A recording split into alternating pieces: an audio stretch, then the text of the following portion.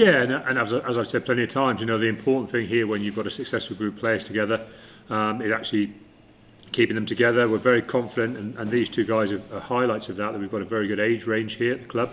We're not getting overly mature at the minute. We've won a Premiership, and we finished in 2 finals in the last 2 years, and actually we still think we're improving as a playing group, and that the players we've got here are still improving and maturing well together. So that's a very positive sign, but that's only positive if we keep them together.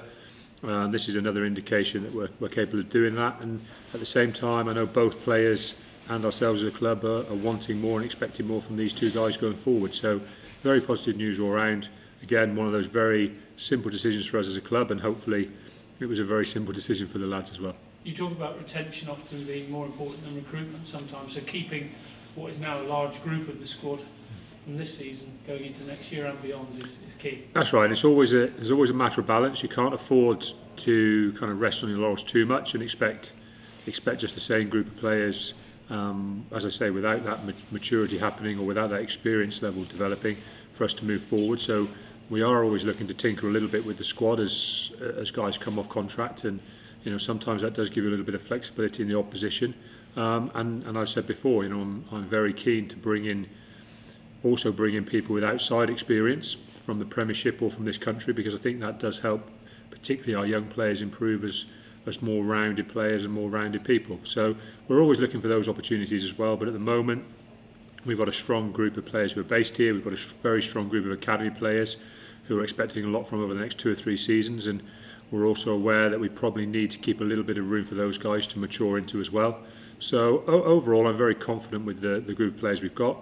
Whether it's the group of players that instantly over the next 3 or 4 years are going to be there right at the top of the Premiership, or whether again it's a group that we need to build again, only time will tell. But at the moment, we're top of the Premiership. The squad mix looks pretty good for obvious reasons, as we wouldn't be where we are, and we just got to keep developing and moving it incrementally forward whenever we can. With both guys, they've had the frustration of injury in recent times, but they're both chomping at the bit now, aren't they, to get out there and prove their worth, not just this season, going forward. I'm a big believer in actually that you can often use these injury breaks when you're a young player in a real positive manner. Because 2 reasons: that gives you a genuine break. Pre-seasons are short now, and an actual genuine injury break does give you a genuine opportunity to improve other areas of your physique and some of your skill development that you sometimes simply, when you're playing every week, just don't have time to. And of course the other issue is that along with that physical development, you're also not receiving the battering week in, week out that a tough season could deliver to you. And I think now as a professional rugby player, you've almost got to look at it that every game you miss when you're in your early 20s is a game that you can add on to your career in your late 20s or early 30s. And that's very much how we talk to our young players, that these, yes, as frustrating as it is, they're actually the breaks that will lengthen your career, and actually when you're at your peak of your powers, probably give you those few more games when you're actually in your best 2 or 3 years. And obviously the indication that they've come both through the academy system, haven't they? Jay's been here, well, come the end of this contract, will be 10 years then.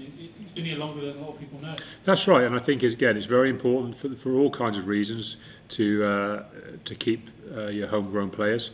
Again, we're very keen on establishing links with our community here, and one of the prime ways you can do that is that you develop local talent, and the people go out and they come to Sandy Park and see those guys playing on a Saturday. So, as I said, there are lots and lots of very positive reasons for these guys being here. But as I've always said as well, fundamentally, they deserve to be here because they've played well and they've shown good qualities, and the 2 things have to marry up. We're not going to be keen to keep the wrong people here, but we're keen to keep the right people here, and at the moment guys like Ewers and Max Bodilly, they're the right people for us.